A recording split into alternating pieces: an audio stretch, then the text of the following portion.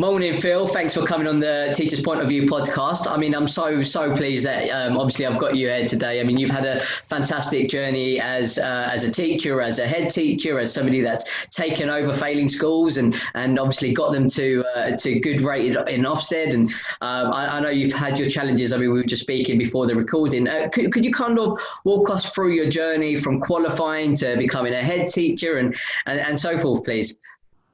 Oh, well, gosh, right. How long have you got?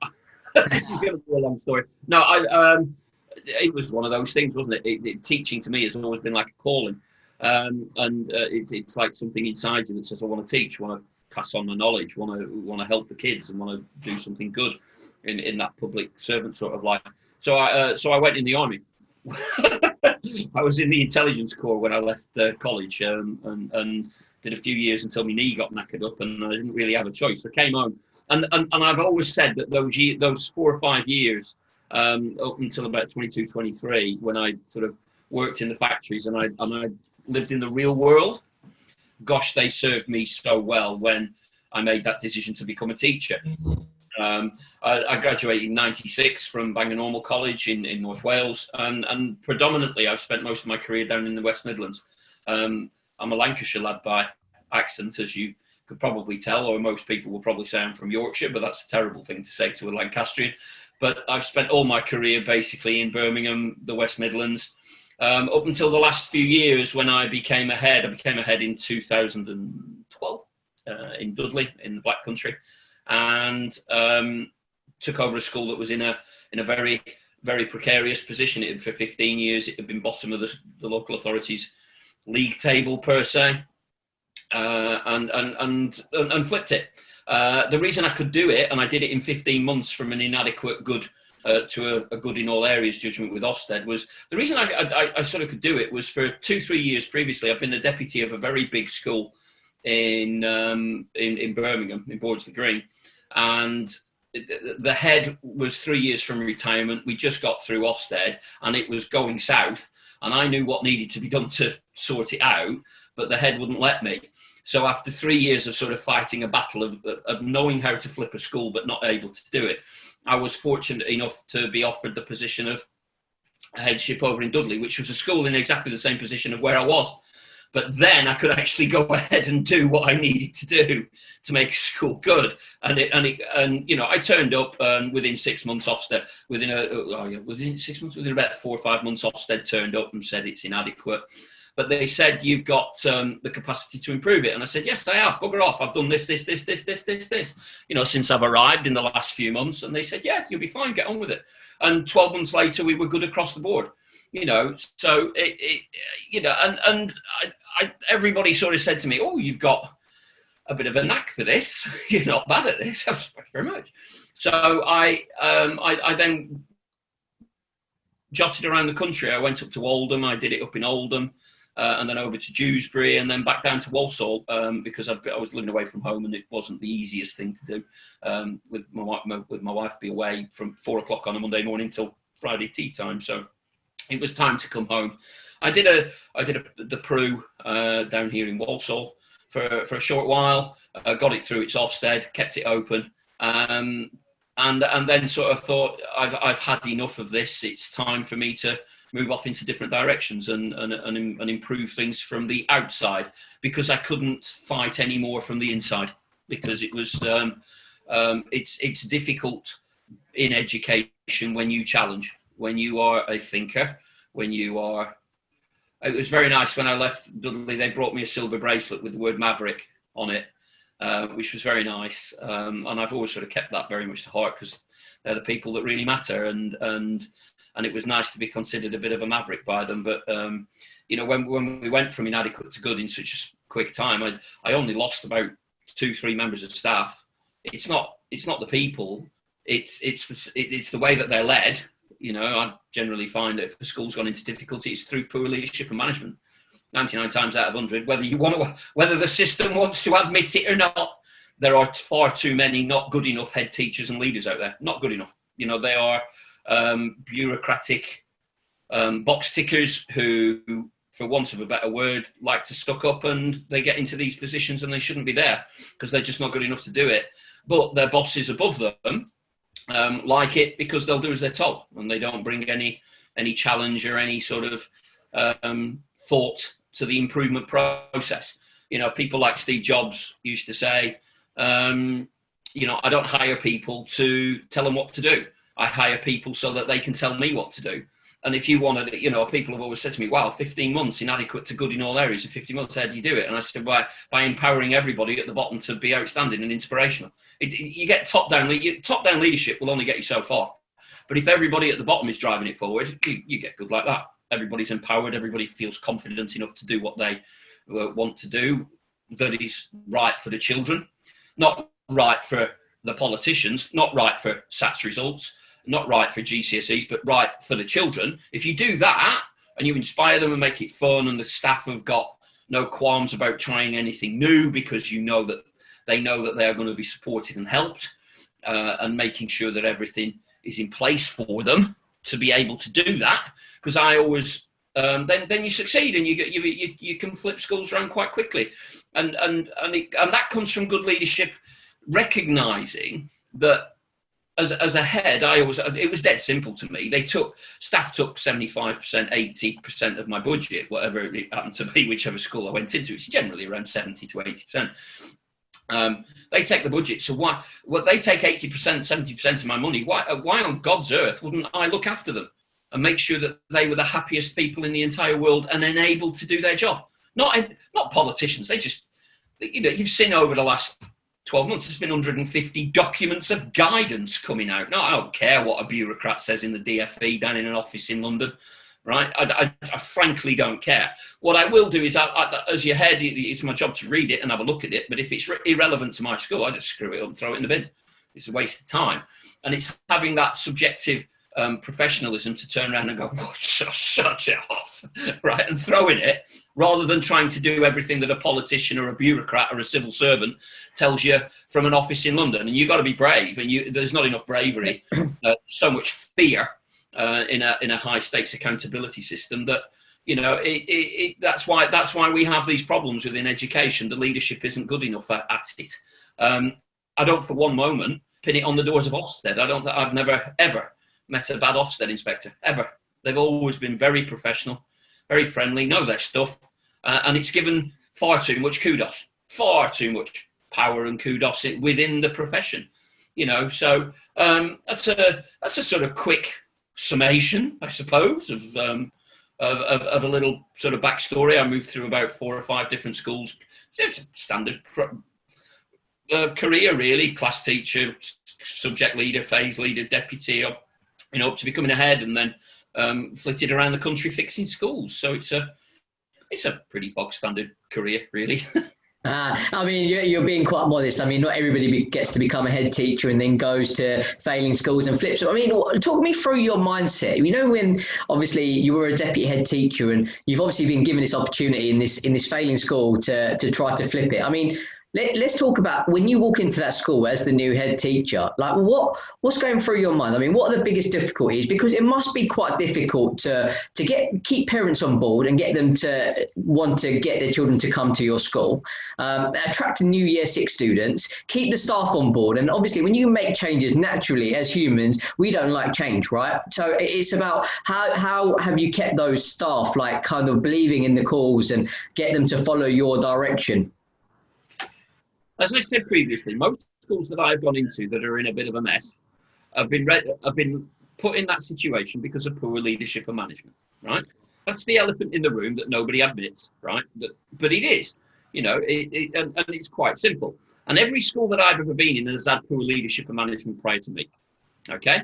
The doors have been shut, the answers have been no, and it's do as you're told, right? If you open your door and the answer is yes, and you give them the opportunity to develop and take ownership over what they are actually doing without a fear of failure, then your staff don't walk out on you because they're actually trusted. They're actually believed in. They're actually empowered to do the job that they want to do, which is teach. Now, a leader has to understand and recognise, a head teacher has to recognise and understand that they are not as important as the teachers and TAs in a school. They're not. my job, I always saw it as my job was to enable them to do their job. And they do a damn sight more important job than I do, right? I know I know to teach. I've taught across the age ranges. I know what good teaching is. Now, you can probably tell that my demeanour and personality was that I'm an infant teacher by trade. So back in the day, my infant classes, we had rocking music playing, we were dancing on tables, and we had a great time, right? That was how I taught. That was me. That was my style. That's fine. You know, and I've had teachers who are like that for me, but I don't want everybody to work for me like that. I want people who are, I had a teacher who was a year 5 teacher who basically could sit at her desk, put her feet up, read The Guardian, and the children would make unbelievable progress. And I used to love going in and working with Becky because I could never teach like that. I did it, her style was incredible. It was so far removed from me, but her kids were brilliant. Her kids loved it. And she loved working for me because she was free to teach what the children needed, not the blinkered prescription of the national curriculum. Everybody goes to the national curriculum. We train teachers to follow the national curriculum. The national curriculum is the biggest red herring in the entire education system. It's the most stupid document. I've written extensively about it. I understand its principles in that we want all children to have a basic level of education, but how can a kid in the inner cities of Birmingham need to learn and know exactly the same stuff as a kid who's living in rural Lincolnshire? Right? It's a nonsense. It's just an absolute nonsense because their needs are completely different. Yeah, maths, English, science, yes, of course. You've got to learn how to read, write, and do all the basic functions and et cetera, etc. But if you, as a head teacher, recognise that you are not the most important thing, right, and you allow the roots of teachers and TAs to have ideas and flourish with it and go with it, and if it goes wrong, sit down, not necessarily have a laugh about it. Yes, you'll giggle, but then say to them, okay, how would you do it differently next time? How do you learn? How are you working in collaboration with other year 4 teachers? How are you working in support of each other? You know, you then start to develop a spirit of I'm trusted. I believe in where I am. Yes, they all need to understand where they fit into the whole, and they need to have a whole school perspective of what is going on and why it's in that position. And when they understand where they fit into the whole thing, very occasionally as a head, you've got to say, no, we've got to do that. But the rest of the time, the judgments and the decisions that they make are of their own volition and of their own way to take things forward. Now, as a head, my job is to make that as easy for them as possible. The most important aspect that they have and do is that time in the classroom. That's what matters. That's why we go to school. Everything else is just nonsense. And people leave the profession in droves in the first 5 years because of all the other nonsense. They don't leave because of teaching with kids. They leave because of 1, bad bosses, and 2, crap systems. End of, period. You can argue as much as you like, but that's what I know, right, after 30 years of doing this. So, 1, don't be a bad boss, right? Trust your staff. And secondly, get your system sorted out. I'm a great believer in the work of W. Edwards Deming, right? He's an American statistician who basically rebuilt Japan after the Second World War, right? Very influential, and the Deming Award is still revered out in Japan. Now, if you know anything about the Japanese way of life and the Japanese culture, it's very much ordered. It's very much about systems. It's very much about getting things right, okay? I've never driven anything other than Japanese cars. Why? Because they work. They don't break, and they're cheap to fix and quick to fix. Okay? You could argue that the Germans engineer things better, but that's a different thing. But for me, I've always driven a Japanese car because they work. Because if you look at electronics, if you look at the way that the Japanese fix things and do things and live in their society, things get fixed. They don't blame people. They get the system fixed. If a bridge falls down in Japan, they'll have it rebuilt in a month. You come here, it'll take us 9 years. But in Japan, it's very much systemic and fixing things. And it all goes back to a guy called Deming after the Second World War. He introduced his principles for total quality management. And in a nutshell, he said 4 out of 5 times when something goes wrong, it is the system that's at fault. The 5th time, it's human. To err is human. We make mistakes. It doesn't matter, right? But if a person makes a mistake, if you dig into why that person made a mistake, it's usually because the system didn't set them up. System has set them up to fail. They didn't train them. They didn't give the background. They didn't get the support. They didn't get whatever they needed. So the trouble is, out here in Great Britain, all we look to do is blame the person. That's all we look to do, right? We don't look at the system. We look at blaming people. So from that point of view, I looked very much at systemic change. Okay. People are good. I genuinely believe that 99% of people don't go to work every day to cause trouble, make mayhem, and create issues. They go to do a good day's work. They'll have better days than others. Nobody can be outstanding every day. Oh, excuse me. But they genuinely go to do a really good day's teaching as best they can, day in, day out. So systemically, I used to look at their life and sort of go, okay, what can I do to help they make their life better? Some of the things that I did were really, really straightforward. Somebody with a lot more brains and intelligence than me said that you should be able to do PPA in 10% of your time. Yeah. In every school I've ever gone into, they never do PPA in 10% of the time. All they do is sit there and do planning. They do no prep, they do no assessment. And what they do is cut and paste an enormous enormous grid, and they produce 10 pages of literacy planning, 10 pages of maths planning. It's a lot of it's cut and paste from the following week. And they're sitting there on a Tuesday planning the following week when they've got no bloody idea what the kids are going to learn that week, right? I'm only telling you my experience. It's a generalization, but it's my generalization. So that's the way that it is. So I made sure that planning, prep and assessment could all be done within that 10% of the time. Okay. In other words, planning was cut right down. In all my years of experience in everything that I've ever done, it's, people do it to justify their own means, not to improve the quality of teaching. It's a systemic problem. Teachers are obsessed with it. And I don't know why. My best teachers used to do one side of handwritten literacy and one side of handwritten maths, handed in retrospectively. It was put on the system on a Friday for the week that they'd just done, and it was a right scruffy piece of paper because it had been crossed out and written on and all sorts of things because kids didn't get it, they'd got to repeat it, etc., etc. And it was basically a side of A4 that was scanned on the system for the week that they'd just done, and that was put onto the system to show that they'd planned, right? Yes, they planned for Monday and Tuesday for the following week, but that's as far as they had got. So planning was cut right down. If they wanted a grid to fill in to keep them feeling safe in their systems, then there was a very simplistic grid for them to fill in. But it had to be able to be done within the 10% of the PPA. I made sure that all PPA was in the afternoon, so it didn't interfere with anything in the morning, obviously, because maths and English are all that count at primary schools, unfortunately. All right? Never mind the whole child, never mind their personal, social, emotional issues. Finally, it's coming to a head, but it's taken a global pandemic to bring it. But there you go. So PPA was made easy. Oh, and by the way, if you want to do it down the pub, go do it down the pub. If you want to go home, go home. You know, where you do your PPA is irrelevant to me, as long as it gets done, right? Assessment was ingrained into my staff that it wasn't a summative thing at the end of 6 weeks. You put a little grade on an Excel spreadsheet and then bugger off and never look at it again. It was part of the learning process. It was integral to everything that you were actually doing.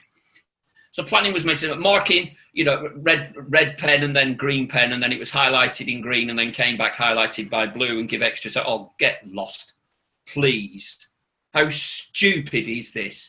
These are I'm primary, as you can gather.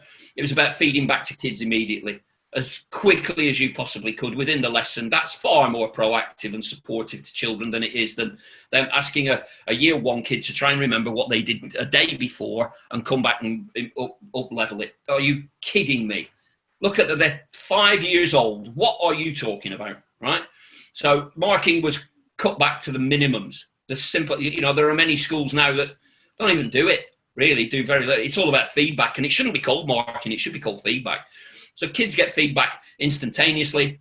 A bit further up, higher up, yeah, we did a deep marking once a week or something like that to give the kids some real honest feedback, but that was it.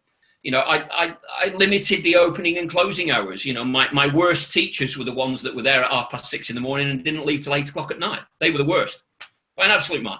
So it was like school didn't open till 7:30 and it was shut at 6. That was it. I mean, off-site at 6 maximum.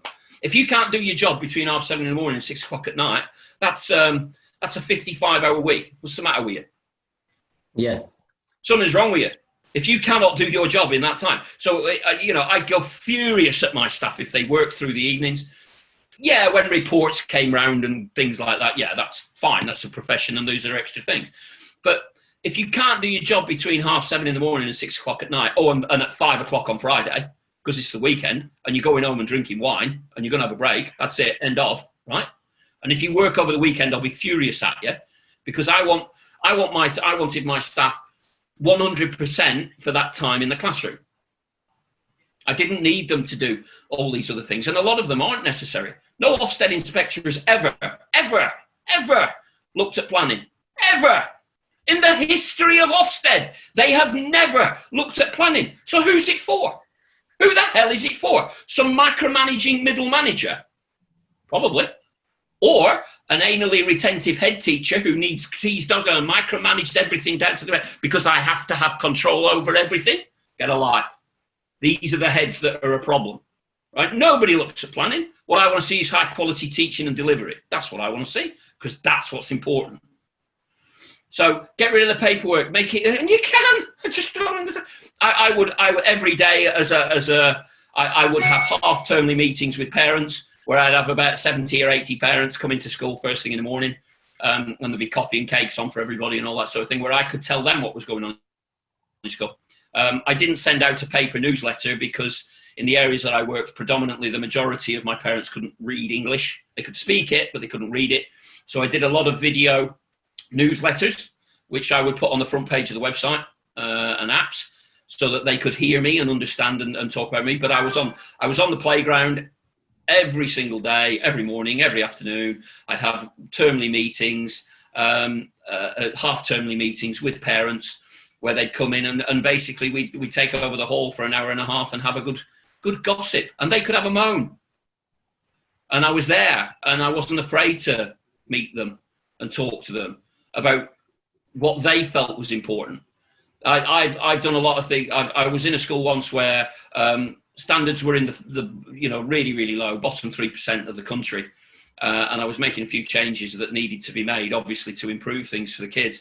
And they were all very accepting of it. And then I tried to turn around and say, listen, guys, we're losing about £25,000 a year because you are not deciding what you're doing for lunches and school or sandwiches every day. You're just coming in every day and we can't order it, and we're all over the place. We can't do it.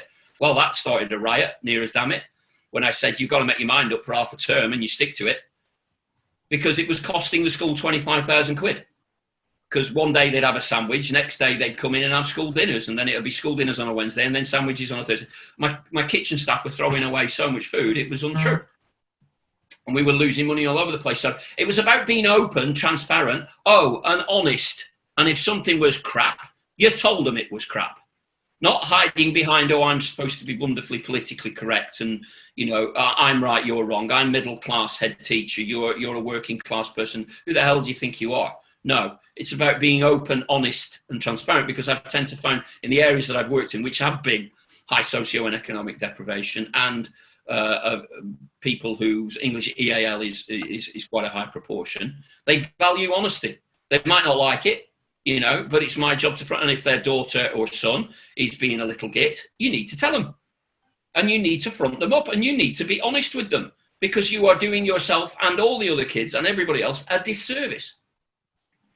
The other thing that you need to do is once staff are empowered and they've got everything, systemically in terms of bits of paperwork behind the scenes all sorted out, the environment needs to be right for them. So my staff room was like a Costa. It was full of sofas and an 80-inch TV screen and a free tea and coffee, and and it was a very relaxed environment in there. There was none of these chairs that sort of sit in squares and are all think they're the hell with that. How horrible is that? To go and relax in.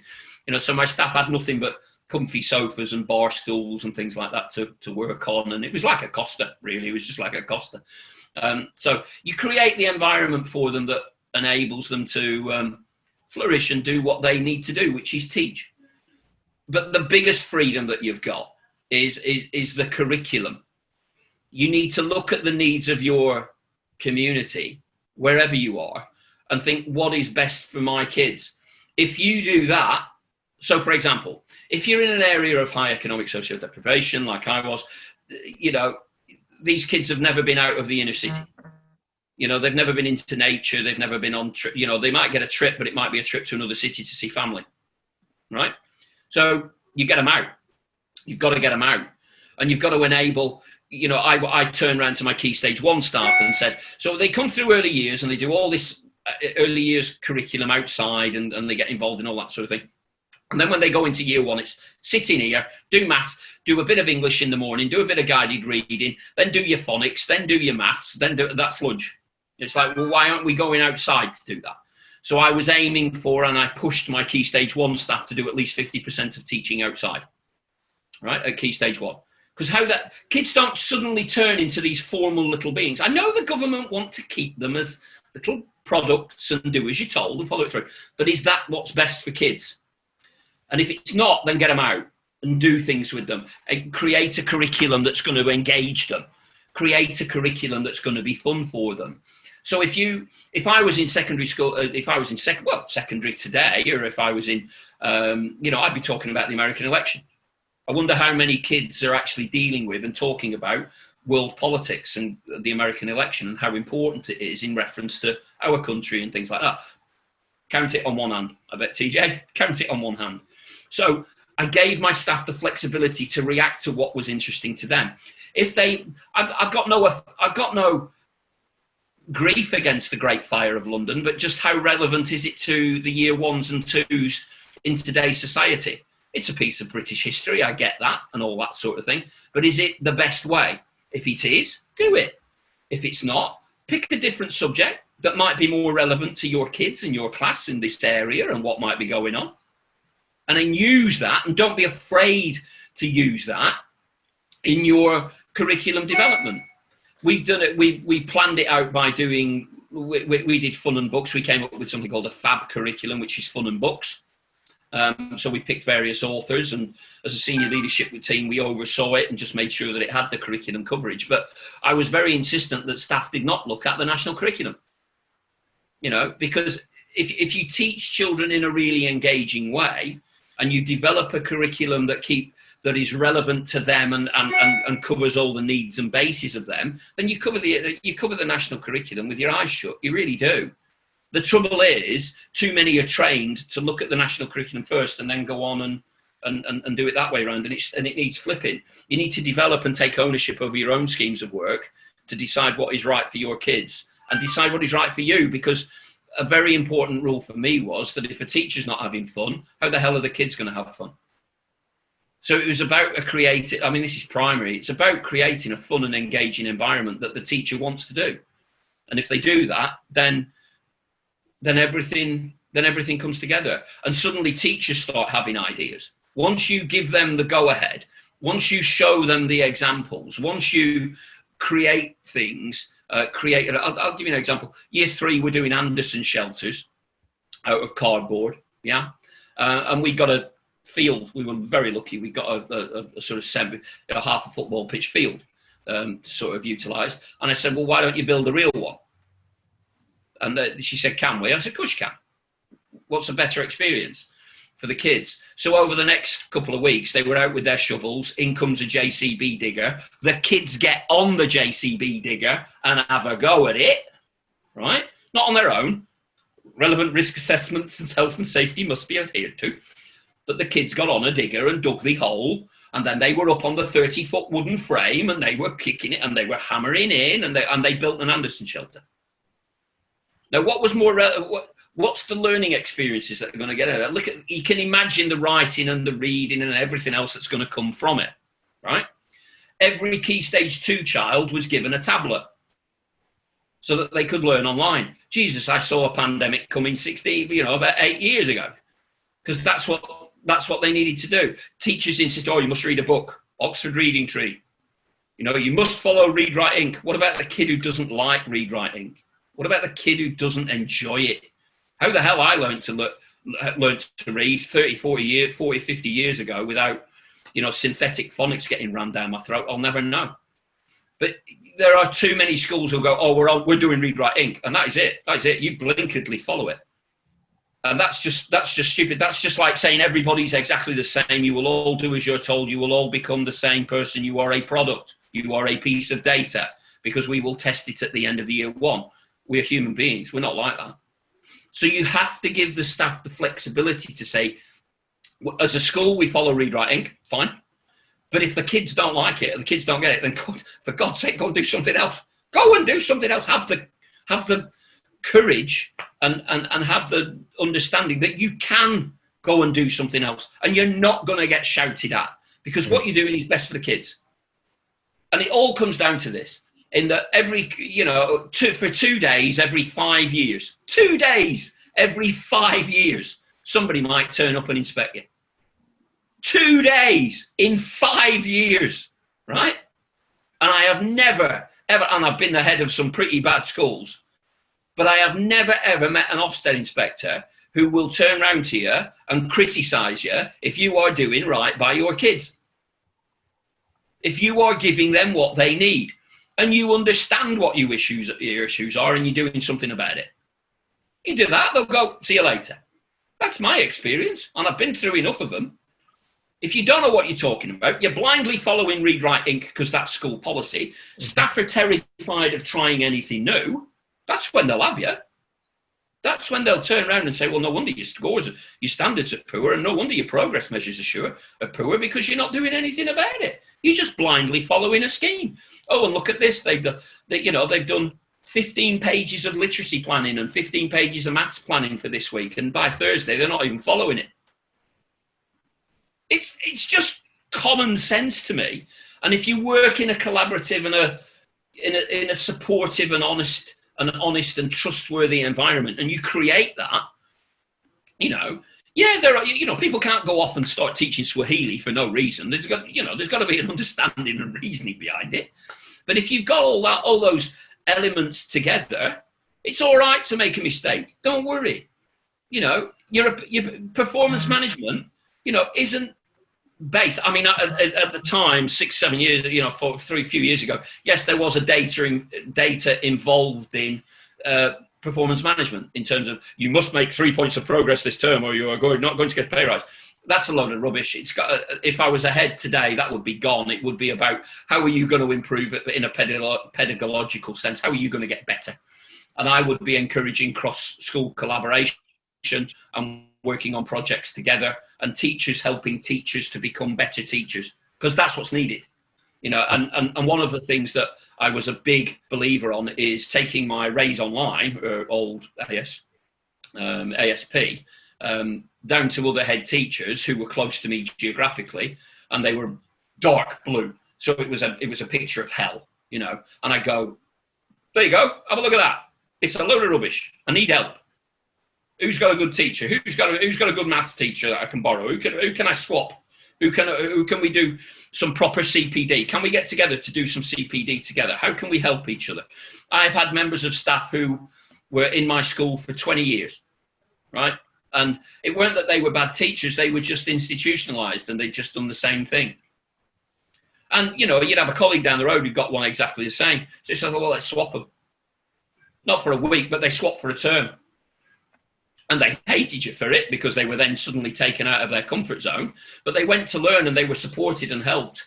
And they hated me for it when I did it. But then they came back a term later and just said, that's the best thing that could have ever happened to me. I've learned so much new stuff. I'm now refreshed and I'm ready to go again, And so we did a lot of collaboration between teachers and staff to learn from each other. I generally walk into a school and they tell me, staff generally look at me as a figure of imposing power and say, you tell me what you want. And I say, that's what they say. And I go, how the hell can I do that? You're a professional teacher. Don't you know what your kids need? I would hope that you know what your kids need. That's a professional teacher's job, not what I want. And that's the problem. Every school that I've gone to is that there are too many heads who tell teachers what to do and how to do it. Now on my door, it does say head teacher. So my job is to help teachers become as good as they can possibly be. So, tokenism and token gestures, like a cup of a cake on a Friday afternoon, You know, it ain't good enough. No, though they are very nice, and I'm sure I'm sure staff thoroughly enjoy it. But you accelerate the progress and make a school a happy, engaging place when everybody feels valued. You know, parents, staff, children, the whole community, and they are all working in the same direction to make things happen. And the drive comes from the bottom, not from the top. And it only comes from the bottom when the top give them permission to do it. The trouble is, too many at the top don't.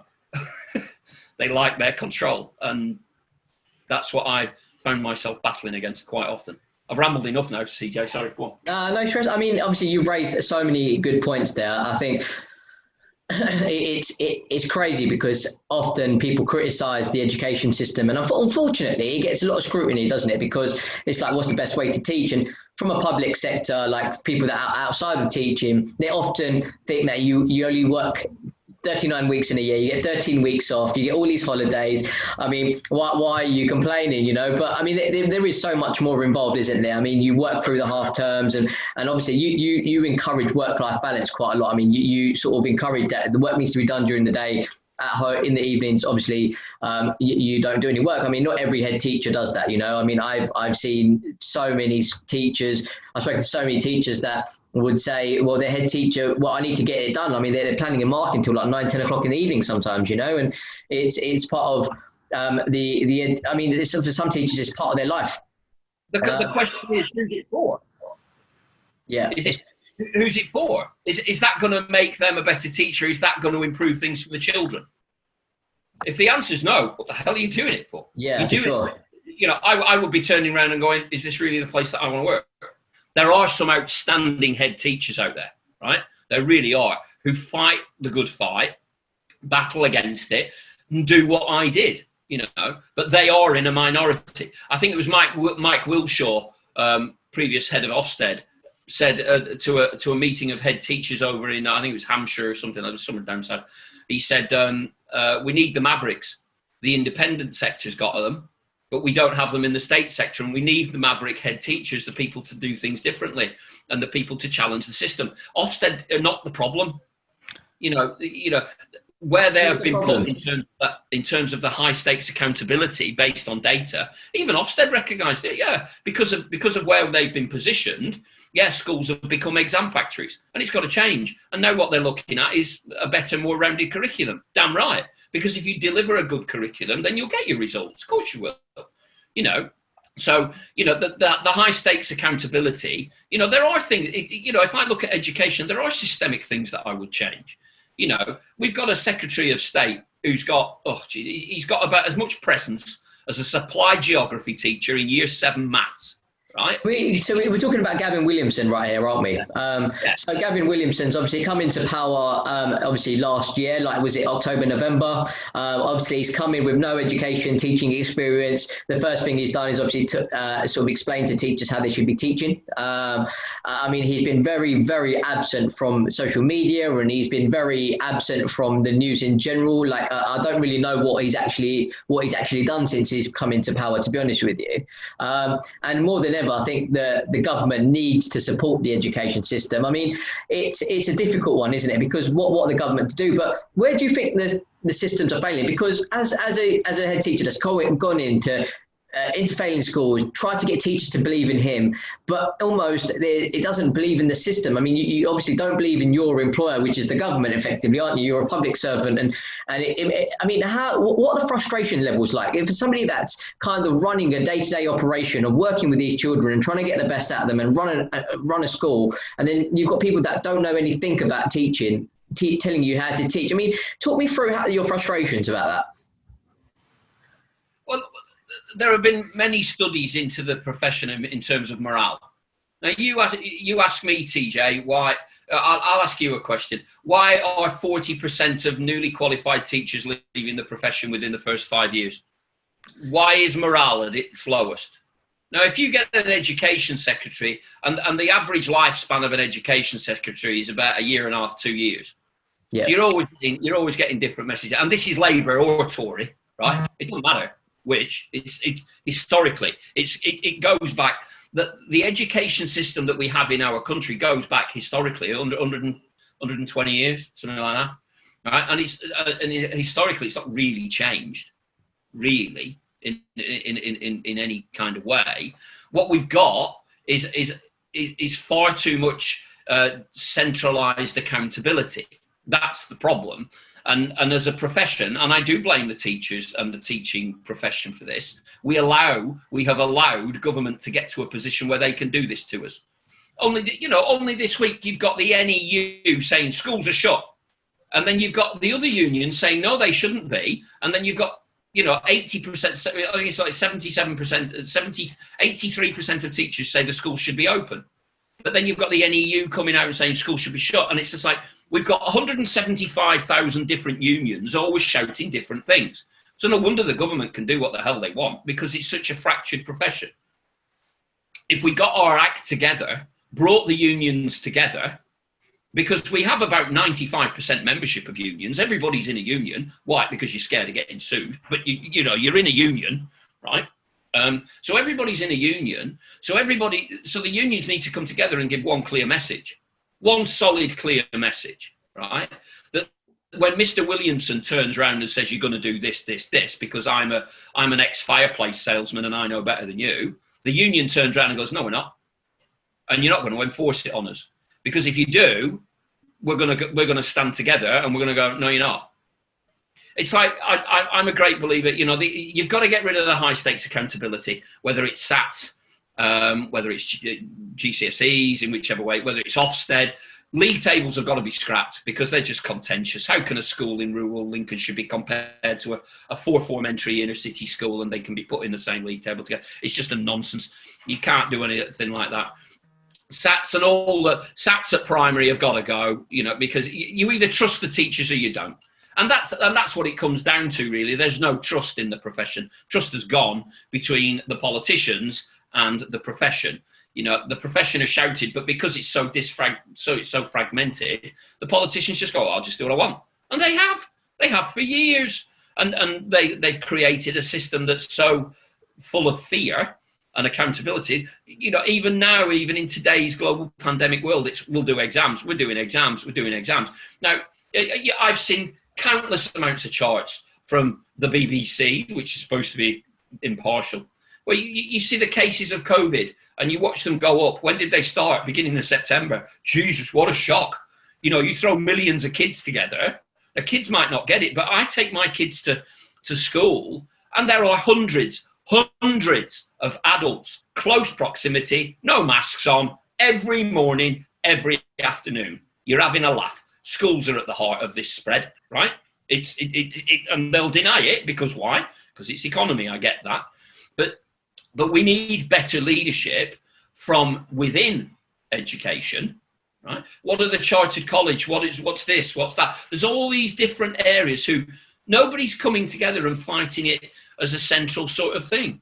You need to, the unions need to come together. Chartered college needs to come together. Now, I would turn around and if it was to me, the national curriculum, I'd go more on a Finnish model. I'd slim the national curriculum down to 20 pages instead of 205. I think it is in primary. I'd slim it right down to do the basics. Secondary, I would keep it. I would go much more down the international baccalaureate route, and kids have got to do maths, English, science throughout their education system. But it's like my daughter, she's in year 11 and she made her choices 2 years ago. She didn't make choices. She was told what to do for a progress 8 and then could pick 3, right? That's what she was at. She didn't get choices, and I found it offensive that the school would say that she's making her choices. I said, she isn't. You're telling her what to do in 6 subjects. She's only choosing 3. I'd have it flipped. I'd choose 6 and they study maths, English, science. And then they start following their passions. If you look at the things like problem solving, key skills, integrity, resilience, grit, determination, working as a team, being IT literate, and all those sort of different things, those are skills of the 21st century. All we do is a knowledge-based curriculum. The English education system can be wrapped up in teach it, learn it, revise it, pass a test, forget it. That's it. And it's been like that for 120 years, and we've got to move on. So I would make education more apolitical. In other words, there would be a department for education, but the profession would run it. The profession would run the department for education. Why? Because we're education specialists.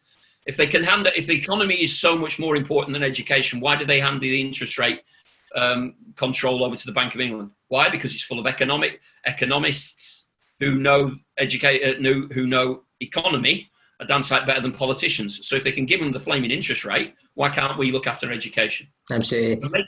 I'd make it apolitical. I would then give a 10-year funding plan like the NHS gets, rather than this constant battle for more money. Give it 10 years, and then heads and everybody can plan and see exactly where we've got to go. You know, and if you bring all those sorts of things together, Ofsted, there will always be an accountability measure, and I've not got a problem with accountability. I think it's absolutely fine. I just think it should be done in a bit of a different way, in a way that's collaborative and supportive. You know, where Ofsted can come in and say, you're doing this really well, you could be doing this better, and this school can come and help you with it. So that and I'll leave you to it, and I'll come back in 12 months to see if you've moved on from it. But it's not going to be, it's not going to be the doom and gloom, heads don't fall on a spike, and, and everybody gets canned, and everybody then gets fired, and a trust comes in, and it's all, blinkered. I was working in a school for a trust that, Phil, just get it ready for September. And I walked away after a term, and I said to the CEO, look, that's what I'd do. Right? That's my list. If I was the head next September, I'd be doing that. That's your important stuff for next year.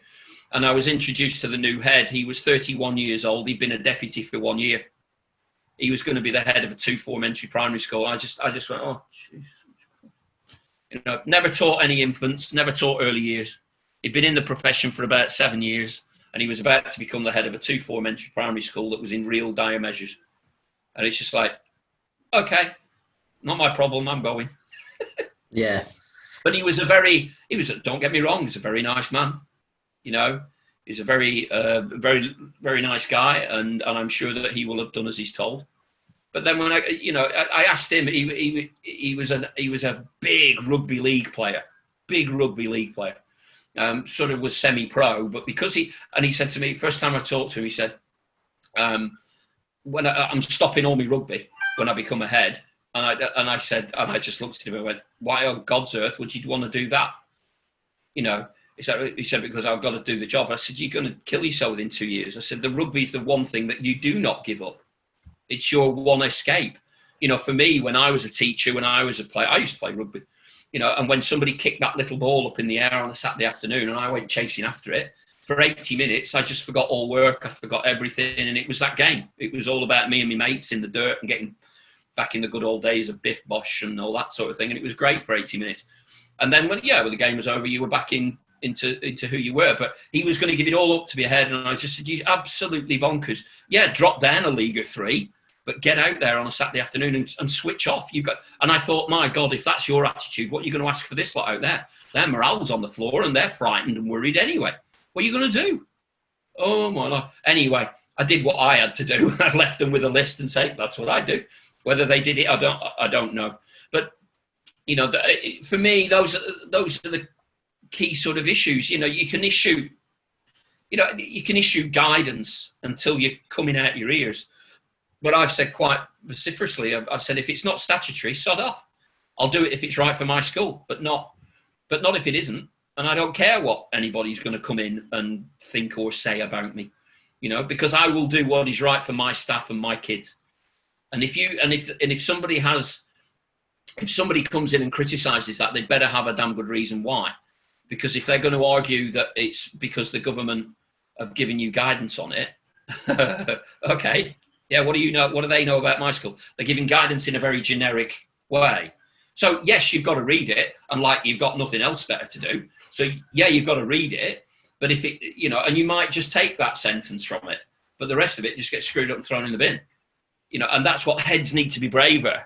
We need to see better, more courageous leadership in education, because too many of them are frightened. They're frightened box tickers who just need to, who just want to keep everybody off their back. And it's the ones that play the system really, really well are the ones that are outstanding. Yeah.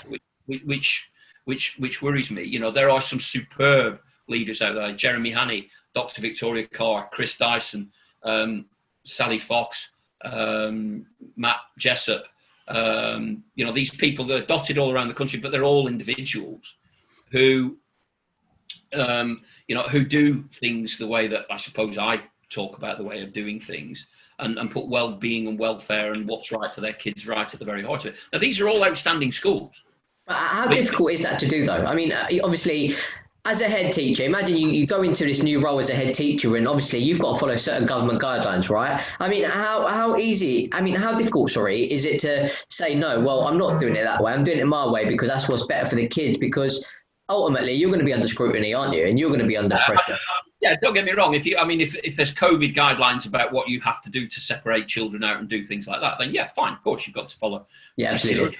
But I would also say, well, how can you do it in a way that is better for everybody?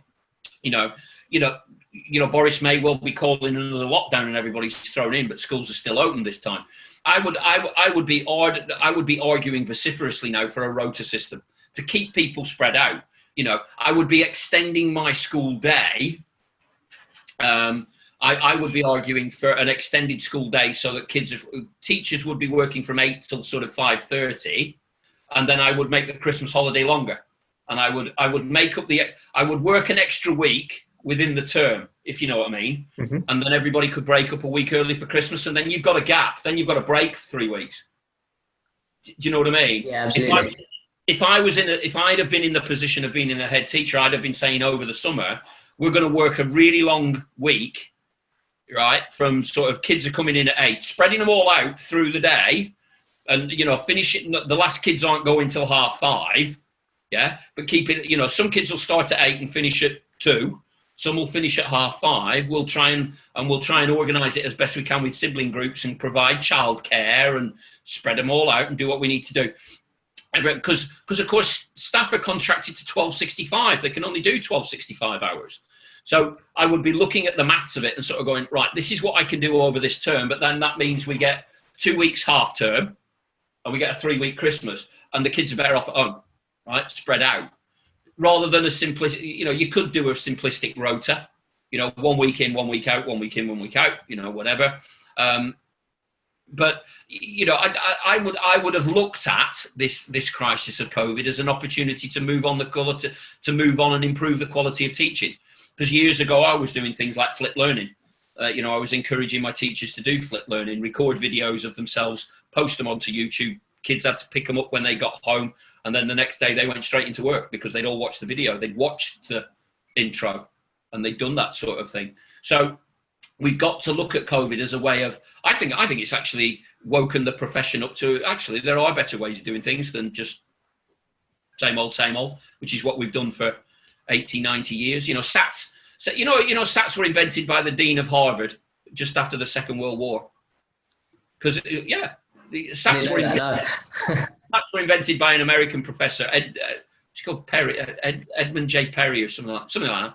And it was the end of the Second World War. America was in a mess, and the government said, we need to get kids in order and sort them out. Where are we? So he devised the SATs. Americans call them SATs. We call them SATs. And the Americans sort of ran with it because they needed something in 1946, I suppose. And then and the government loved it because it told them everything about who was where, and everybody was really happy. 5 years later, Edward J. Perry went back and he said, you do know that this is the worst way to test kids in the world ever. It is absolutely the worst thing to do. And he got fired and he lost his job, and they kicked him out. They said, no, we like this. Americans are still the same. We are still the same. We adopted it. We are still the same. It's all about testing and accountability.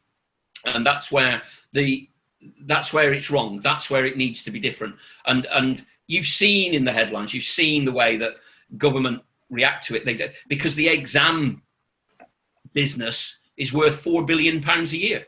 They don't want to kill it off because they have control. They have they have all this input. I'm sure that the lobbyists will be working overtime to make sure that the English education exam system comes into play, and somebody will be taking a nice few bitcoins to make sure that the exam system happens next year. Even though that my daughter's already had 2 weeks out in year 11, and I'm sure that she'll have more as the year goes on, as cases sort of grow. Let's So talk about that. Sorry for a second. Just obviously the exams next year. Now, obviously, it's a massive topic, isn't it? I mean, you've got I've spoken to head teachers and deputy heads and assistant heads that kind of work in schools from disadvantaged families. Obviously, like yourself, obviously you worked in similar schools, and some of you're talking about the exam system that looks at people's like the students' exams and puts the children in like tiers, don't they? Like based on like what these kids get, you're based in the top 3%. They're following 5% if you're going to get 9 and 8%. Now we're talking about a system that is obviously with everything that's gone on this year. People having to self-isolate because that's not going to be taken into account, is it? So you're having kids that are self-isolating. You're having kids that without access to Wi-Fi. Some kids without even proper food, right? So that's going to impact their learning as well. Now, how can we possibly like these are the future of our economy? Like these people are going to go up against jobs with people against people that have been in school. You know, they've been able to get the nines. They've got access to Wi-Fi. They've got advantage backgrounds, and they've had hot meals 3 times a day. You know, and like you're talking about, these people are going to have a massive disadvantage when they're going for jobs and university applications later down the line. I mean, what can we do this year? I mean, what needs to be done this year for exams? You're talking about a bigger problem than it actually is. It's about trusting teachers. Do you trust a teacher to be able to tell you what a kid can do or can't you? No, they don't. You saw the battle in June, July to go to tested systems. I did my O levels in 1985. Yeah, handing at my age, right? So I did my O levels in 1985. For 29 years on the trot, standards improved. I don't know how thick we were back in 1985, but you know what? The kids leaving 28 years later weren't that much brighter than we were at 15, 16, because children are not looked at as individuals. They are looked at as data and a product. Do you know the score you had to get to pass the AQA Maths GCSE last year? It was something like 19%. Because all these kids sit an AQA, right? Then they decide where's the pass mark, right? Because they want to say that our policies are making a difference in standards and standards are improving. And believe me, over the last 40 years, they bloody well have. Really? Have they? So they decide where the pass mark is so that standards appear to improve every year. So how kids do as an individual is totally irrelevant. It's completely irrelevant to this government and all governments, because it's all about them being able to say, A stars have gone up by this much this year. X amount have gone up by this much. When teachers actually tell them what kids can actually do, as they were forced into this year because they got no other backdrop, because, actually what it did show is when you put them into the system, the disadvantaged kids get completely screwed over because of a mutant algorithm, right? It's not a mutant algorithm. It's an algorithm they've used for years to keep everybody down. You know, standards have raced. It's about racing to the bottom, but them showing that their standards are getting better and better and better. Now, it's exactly the same as when I did my O-levels back in 1985 and previously. And you're telling me that the world hasn't moved on. You're telling me that the education system hasn't moved on. Well, no, it hasn't. The world has, but the education system hasn't. And it's like a behemoth. You try and turn it 1 degree and it just don't want to go. The steering wheel is stuck. And we've got to make politicians realise that you have to trust the teachers. You know, in Scotland and Wales, under these excruciating current circumstances, Scotland have immediately come round and said, teacher assessment next year. We trust you. Right? Now, they'll be doing that because they want independence and they want other things and stuff like that. Of course they do. There's more political thinking behind it. Right? But all our government do, they should be turning around and saying, teacher assessment next year. This is chaotic. The algorithm won't work. We know it. But all they want to do is get back to their algorithm. Why? Because exams are worth £4 billion a year. There's a hell of a lot of lobbying going on with politicians to say, run the exams, run the exams. Here's this. We'll make this very sweet for you if you make this happen. Yeah. Right? It's massive business. It's all about business. Kids are a product. They're data. They are not seen as individuals. And that's what they won't let go of. Because, you know, standards really rose this year. Why? because the teachers gave an honest answer in terms of that is what they can achieve. That is what they can do. But how difficult is that? Because I completely understand and completely respect that. But there'll be critics out there that will say, well, teachers can be biased, you know? I mean, like, how difficult is it to trust these teachers, you know, when there's certain schools that are in special measures and there's certain teachers that probably aren't up to certain teacher standards, you know? Like, there's so many teachers out there that aren't of good quality, and it is just a 9 to 3 job to them with the summer holiday.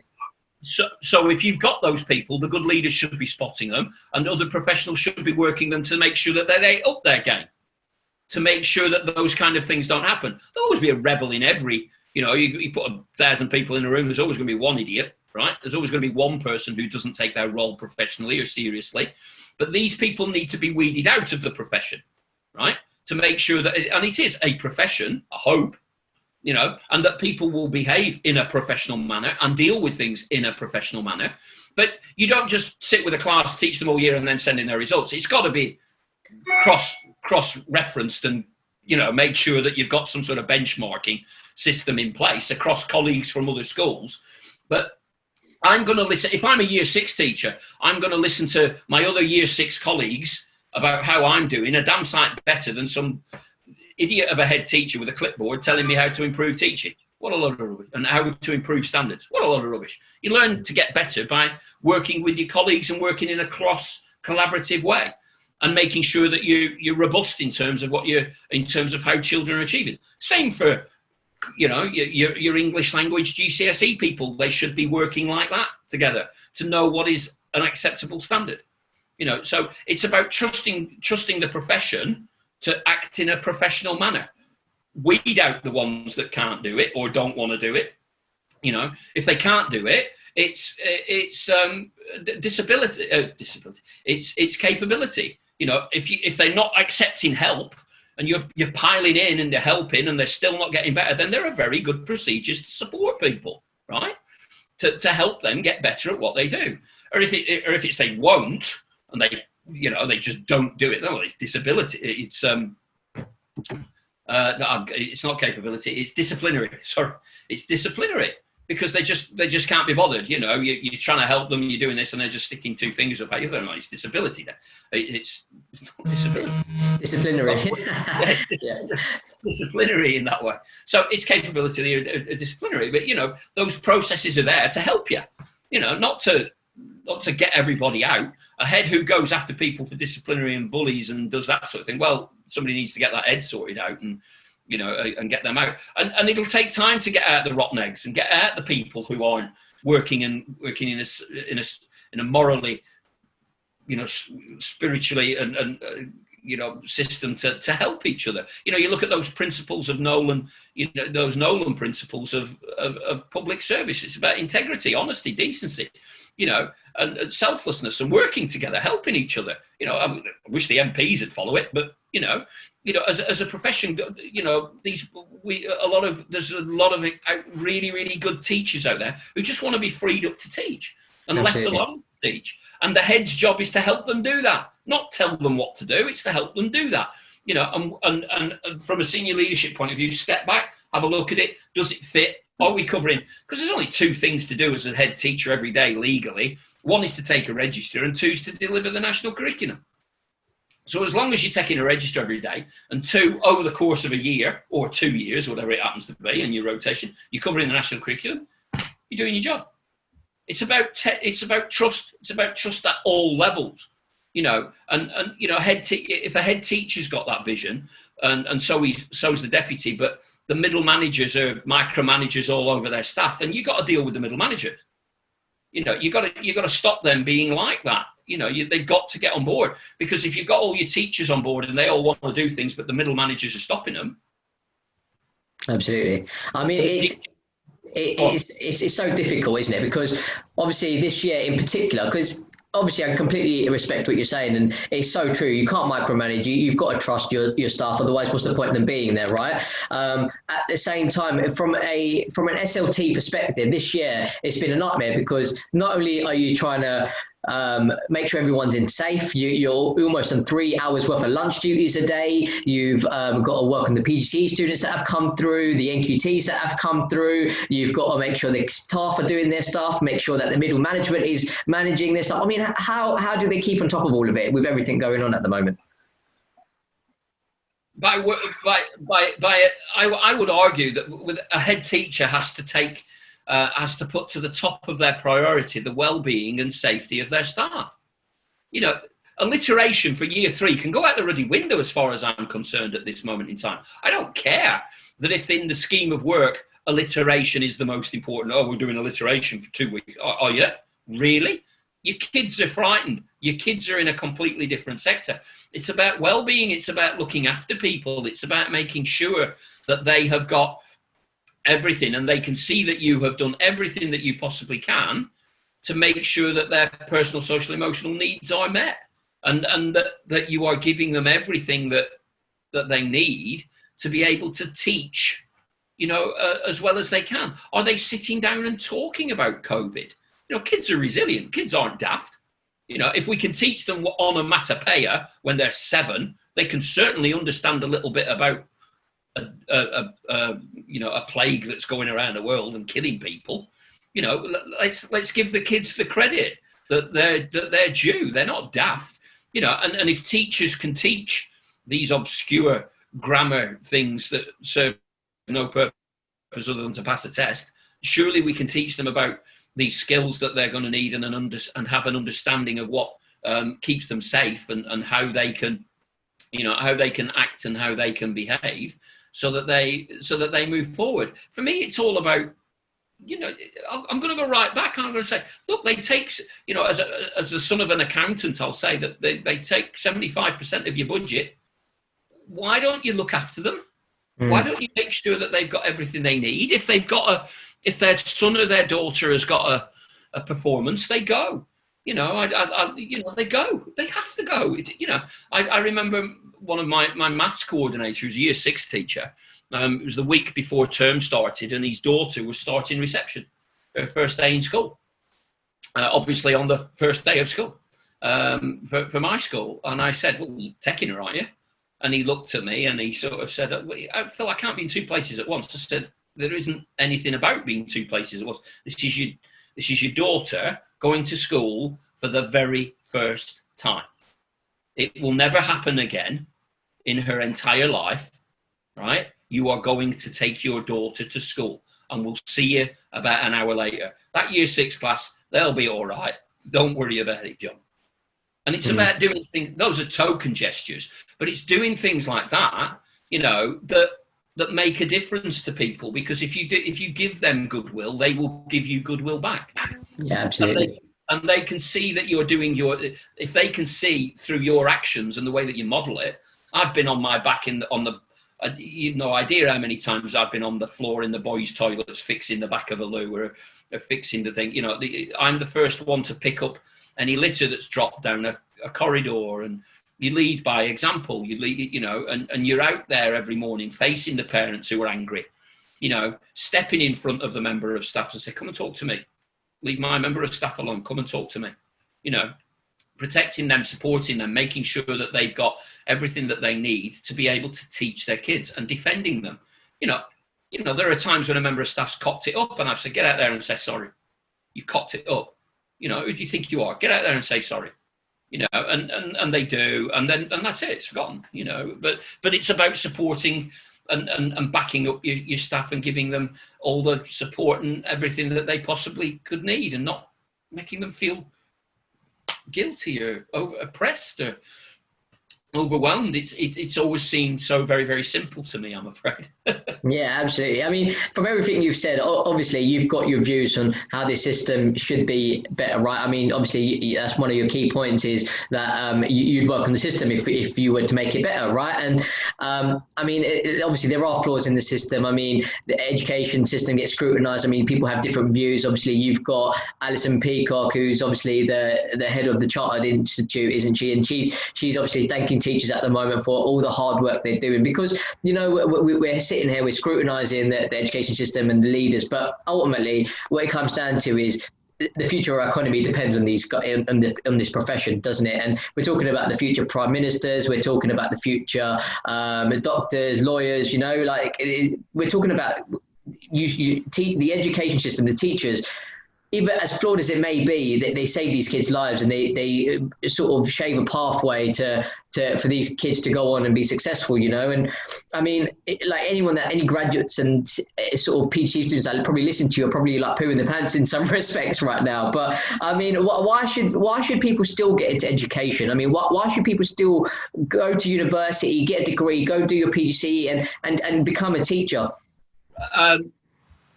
Because without a doubt, as you just said, TJ, it's the most transformative profession, where you can affect hundreds, if not thousands, of lives, and make and give people a different perspective to have a better life themselves. Not everybody. The problem that we've got within our system is that there is this procurement to go to university. It's all about getting to university.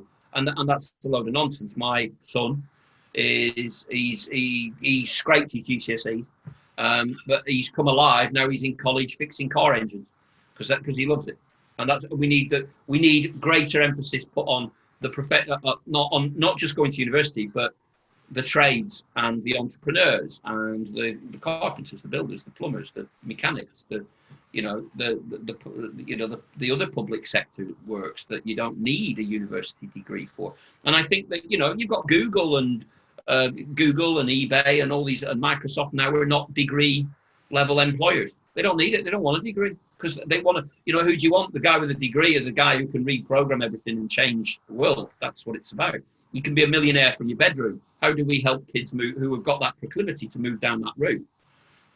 You need a broad range of subjects to make you, if you look at those key skills that kids need for the 21st century, there's a wonderful YouTube video called Shift Happens. I hope you heard me correctly, called Shift Happens, which I encourage you to watch. It's quite Americanized, but it is so relevant about the exponential growth of people and education, really. And it's very much about changing that system to recognize that all kids are valuable and that they all have skills. I was very lucky in that I fit the education system bang on because I was academic. I could read, I could write, I could do the academic system very, very well. So I got all my O levels. My brother got one O level in woodwork, failed everything else, burnt his books on the gate on the day he left and said, I'm never going back somewhere like that. But my brother is now a site manager for the whole, for a big company across the Northwest. He's a carpenter joiner by trade. I can't hang a picture. Do you know what I mean? Mm-hmm. We all have our own skills, and the education system narrows it down into a progress 8. Thank you very much, Mr. Gove. Everybody should be learning like you did at Eton. No. That fits a certain proclivity, and if you're down that route, then you're fine. You'll excel. You'll have a great time in school. But if you're a builder, an entrepreneur, if you're a businessman, if you're a driver, if you're a mechanic, if you're a plumber, whatever you are outside that realm, then school offers you nothing. You start your education when you go to college, and it's not. We should be better than that. We should be looking at our kids as the future, and the future. I sit here and I think, my God, I hope my pension gets paid. You're thinking, oh God, because you look at the state, and I feel very sorry for the kids because many times I've said the education system has failed you. It's let you down. I've said it to my son. I tried to get. He loves his motorbikes. I'm a biker, and he loves his motorbikes as well. And at 14, I remember seeing him in the garage on a little 125 thing, and he'd stripped the engine apart. And it was the middle of a February day, freezing cold, and he was just completely lost, stripping the engine to pieces and putting it back. Now, me on a motorbike, I'm not a practical man. I got handlebar, seat, wheels. Yeah, thank you. I know what I'm doing. Right, and off I go. Whereas he was just stripping it apart, and I looked at him on that cold February morning. I just thought, he's found his thing. He was absolutely gone in it. And so then it was a case of just getting him through school so that he didn't have to study maths and English anymore, because I knew that as soon as he gets to college, he'll be He'll fly, and he has. My daughter's the same. She's an expressive artist. She's an artist, a dancer, a dramatist. She loves that sort of thing, you know, and school is a battle for her. It's a real battle. I know we've just got to keep her going so that she gets her GCSEs, and it's like, thank God, now you can start your education. And it's wrong. We should be better than that. We should be looking at children with everybody's got a talent. Everybody's got a gift in some ways. And we could start that process so much earlier if we had the courage to trust the profession to do what is right by those kids. And if we do that, we'll be okay. Absolutely. I mean, you've obviously spoken about sort of teaching in the right way and teaching real life skills. You know, I mean, I had my niece that I sort of not employed, but I gave her some work, like a bit of work, just so she can earn some money. She's 16 years old, and she's obviously just gone into sixth form, so she's in year 12. And I mean, you think like at 16 years old, like you'd know how to save an Excel spreadsheet. You know, I mean, I was getting her to do some admin for me, and she worked 3 hours, and at the end of the day, she didn't know, like, she had to save it. And it's like, come on. I mean, she didn't have to send an email to me. And, you know, it's crazy because some of these kids sometimes, because they're massively wrapped up in their phones, aren't they? And you almost, like, it's like they kind of spoon-fed everything. Sometimes, like, I feel kids nowadays, they don't have any initiative and any oomph, you know? Like, I mean, it's no thinking, creative thinking for themselves, or like independent learning. They almost want everything done for them, you know? And I mean, it's not necessarily the education system to blame. I'm not blaming the education system, but it's almost, you've got to adapt the education system to the changing times, haven't you? If you want to change the education system, we have to change parenting. It's parents that are key to this, right?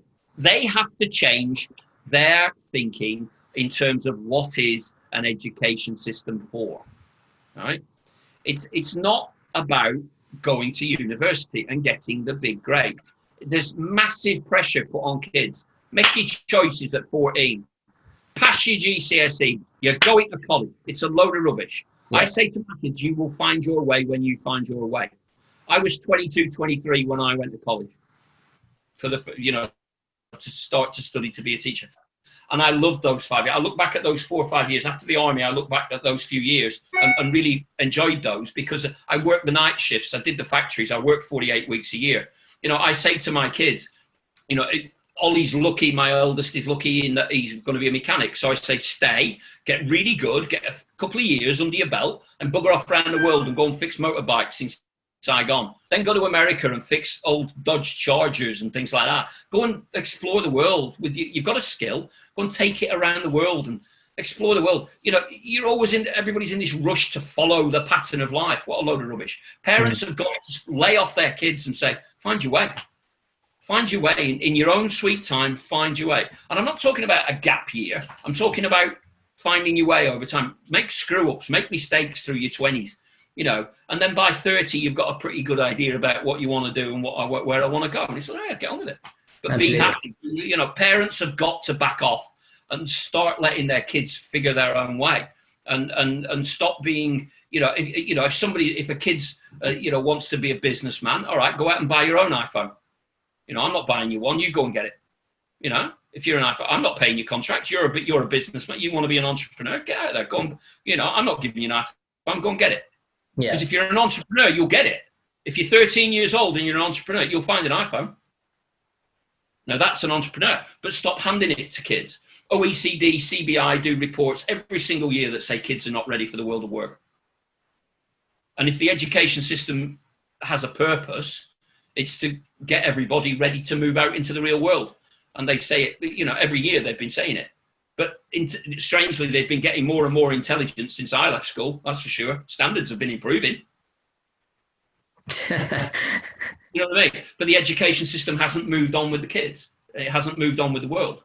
You know, like you said, they'll disappear into their phones and they could, I could sit in my bedroom on my phone and make £1 million by making videos. Who'd have thought I could have become a millionaire by opening presents and filming myself do it?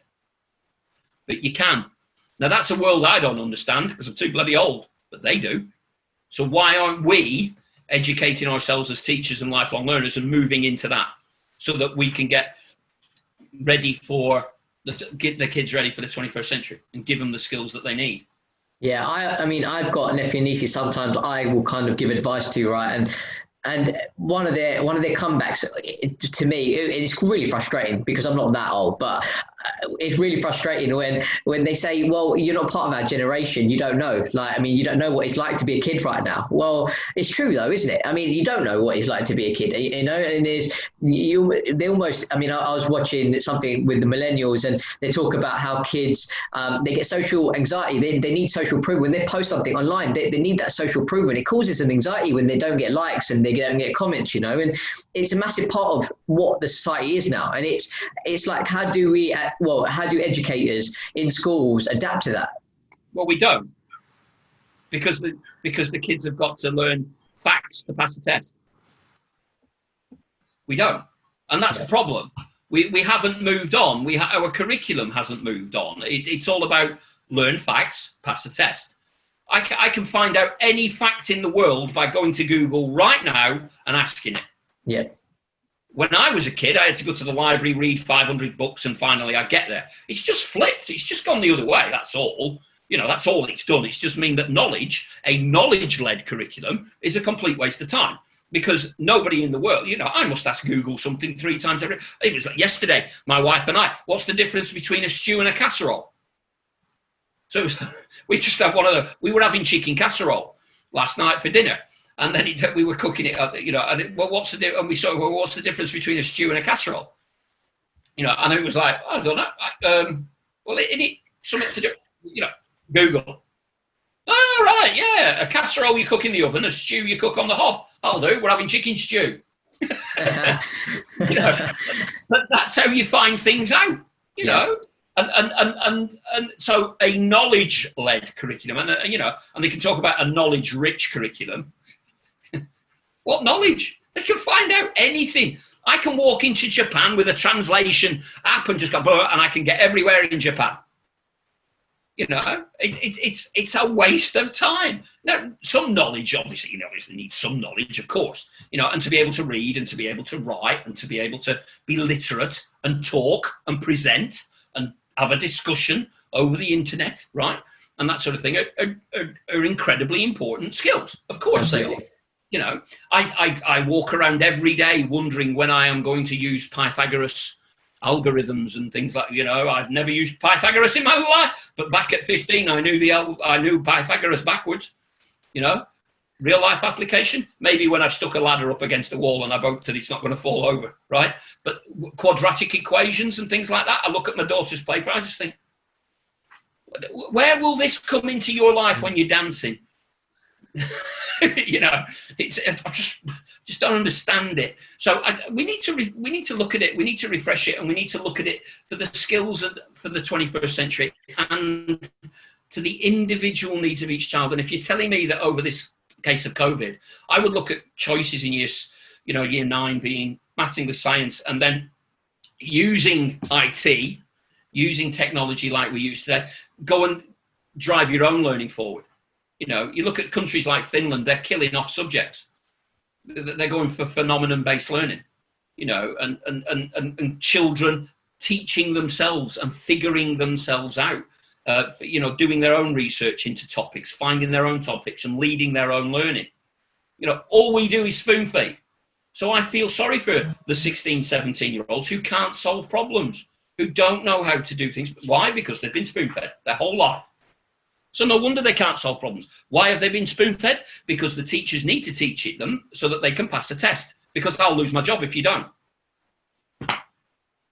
So the whole system needs you know, it doesn't need reform. It needs transformation. Ken Robinson was a big advocate of it, you know, and I worry that, you know, the wonderful work that Sir Ken Robinson did about you know, schools killing creativity. And you'll have seen that TEDx talk, you know, they do, and they have for a very, very long time. And we need politicians to be brave and secretaries of state to turn around and say, it's not working. It's just not working. I shall keep fighting. I shall keep arguing, but you know, it's going to take somebody a lot more powerful than me, and it will take a real movement. And to me, the movement has to be through parents. parents turning around and raising holy hell and saying this isn't good enough for our kids. Either that, or you get a Greta Thunberg who stands up and says, I'm suing the government because it's just not prepared me for life as this. You know, and Prince EA does a lovely video on YouTube called Sue the School System. You should have a watch and make you giggle, because it's right. You know, it's right. We don't prep kids for the real world, and we don't get them ready. And it angers me and it annoys me, because I want my daughter and my son and all kids to be ready and to be able to contribute. Absolutely. It's you. Obviously, you teach these kids. I mean, what school is for is to help get these kids ready for the real world, isn't it? I mean, that's what the nuts and bolts come down to, is that you're trying to get these kids ready for the real world, whether it be in maths or whether it be in psychology, or, you know, like, I mean, whatever their passion is, ultimately it's about getting them ready, you know. And I mean, I've also questioned many times why schools don't teach children how to save up for a mortgage, or like real life stuff, you know, and sometimes I almost think economics should be part of the curriculum, because you almost, this is real life stuff. This is like the stuff that's going to impact you, you know, in the future. Yeah, and they should be looking at politics. They should be looking at current affairs and politics, because what's happening today over in America is directly going to influence how this country moves forward over the next few years. You know, kids should have an understanding about Brexit and what's going to happen in this country over the next few years. You know, be able to sift through the misinformation and find out and get to the truth of it. You know, and be able to adapt and accordingly. But yeah, like you said, my 17-year-old, when he wanted to open a bank account, hadn't got a clue. It was like, oh God, you know, it's just didn't understand that if you borrowed 100 quid off a bank, you'd have to give them 120 back. Didn't get that. Totally didn't understand that. Thought it was like, Dad, I'll lend you 50 quid, but I get 50 back. No, I thought it was exactly the same. What? Just didn't understand it, you know. But these are, yeah, you're absolutely right. We should have life skills.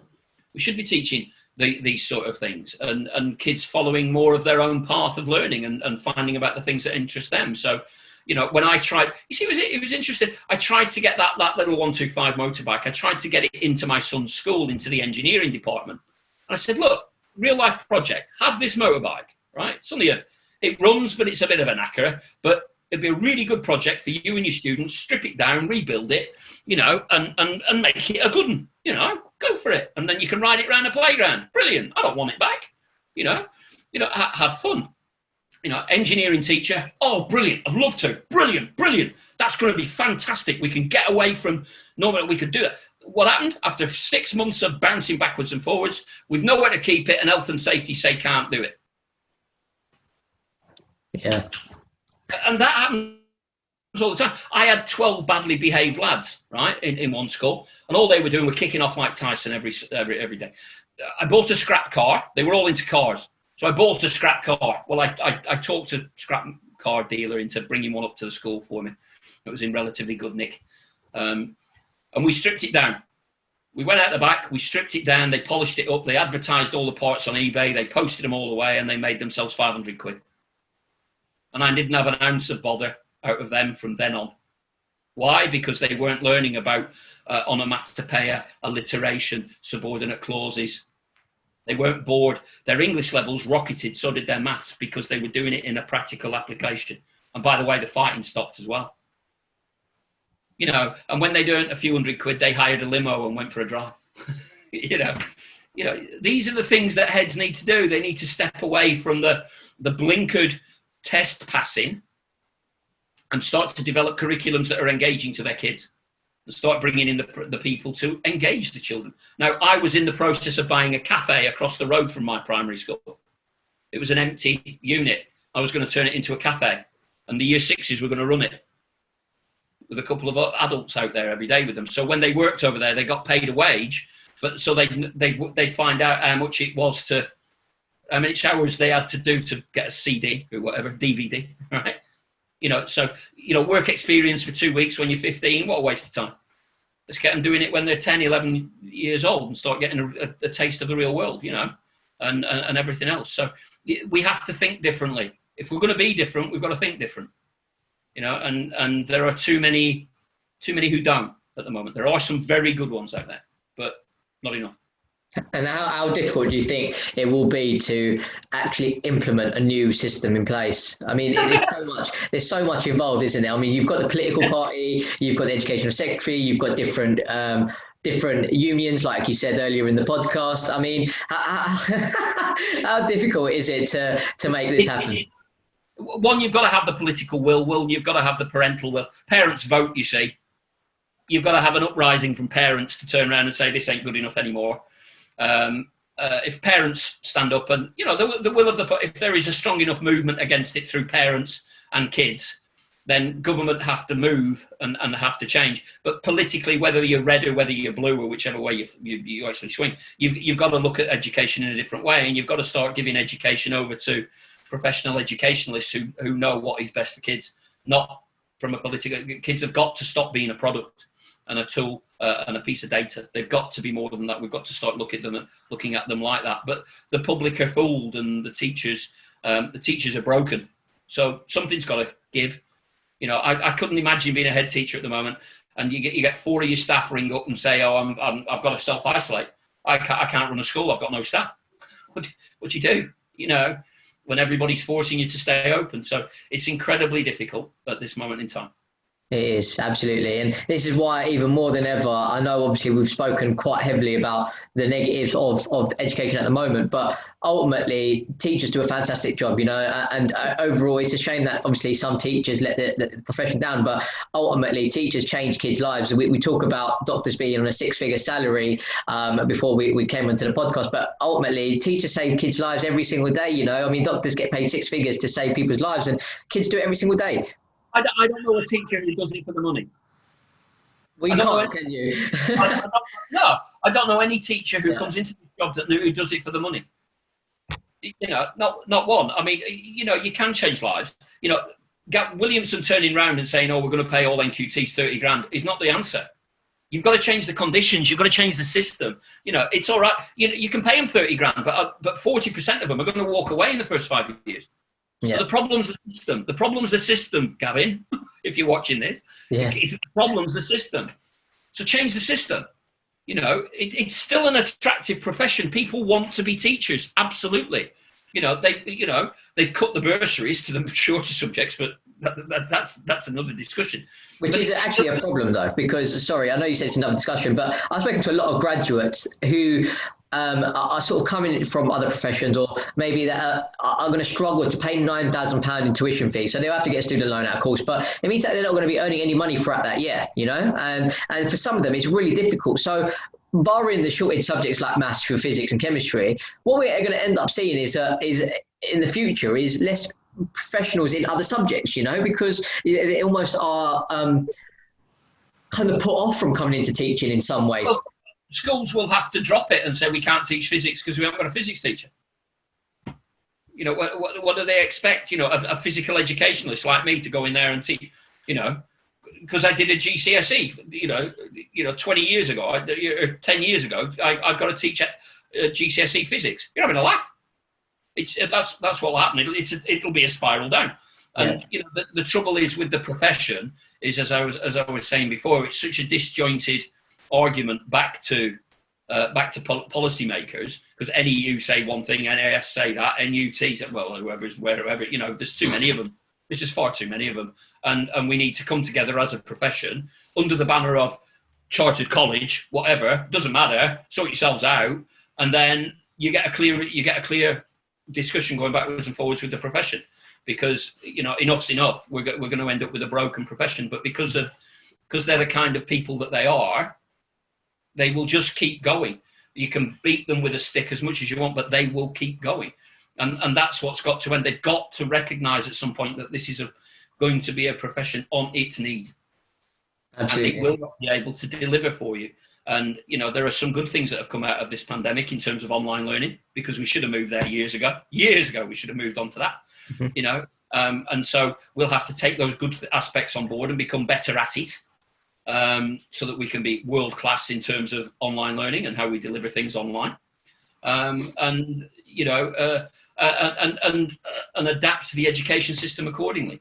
But I'm afraid I don't think it'll happen until parents rise up and say this ain't good enough. what you are doing to our kids is not right, and you are not preparing them for the world of work. So.